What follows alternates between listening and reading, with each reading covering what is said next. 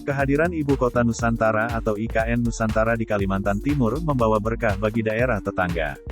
Tak hanya sesama daerah di Kalimantan, daerah di Sulawesi pun sudah bersiap menjadi tetangga IKN Nusantara. Daerah penyangga ini sudah mulai mempersiapkan aneka komoditi untuk memenuhi kebutuhan IKN Nusantara. Baik kebutuhan proyek, maupun kebutuhan pangan jangka panjang untuk penduduk Ibu Kota Nusantara, nantinya.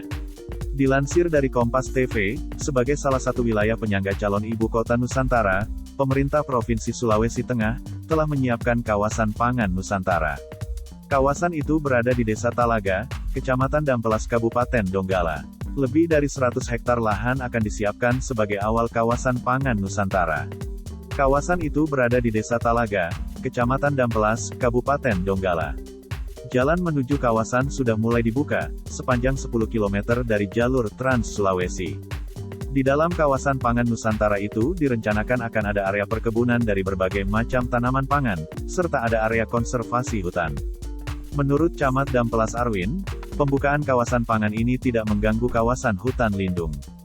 Di dalamnya ada area perkebunan warga dan lahan baru yang akan diperuntukkan pada petani di Kecamatan Dampelas. Pembukaan kawasan pangan Nusantara ini juga memberikan manfaat pada petani sekitar. Akses jalan ke kebun menjadi lebih mudah. Salah satunya Lamana, petani asal Desa Talaga ini mengaku sudah 30 tahun lebih mengolah tanaman kelapa dan kesulitan akses ketika menjual.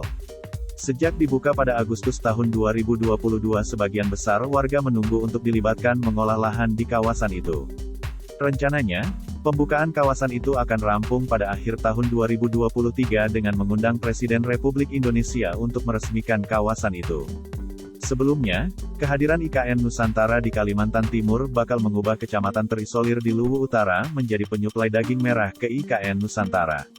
Dilansir dari Kompas.com, Luwu Utara juga memiliki surplus daging. Bupati Luwu Utara Indah Putri Indriani mengatakan daerahnya bisa jadi pemasok ikan, dan juga daging merah seperti sapi dan kerbau bagi IKN. Kecamatan yang potensial untuk mendukung pemasok daging bagi IKN adalah Kecamatan Seko. Luwu Utara juga memiliki sumber daya pasir yang bisa dikirimkan ke IKN untuk material pembangunan.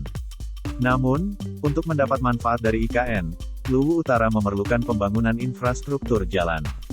Daerah Kecamatan Seko, di Luwu Utara berjarak 200 km dengan pelabuhan Belang-Belang di Mamuju, Sulawesi Barat. Sudah nonton?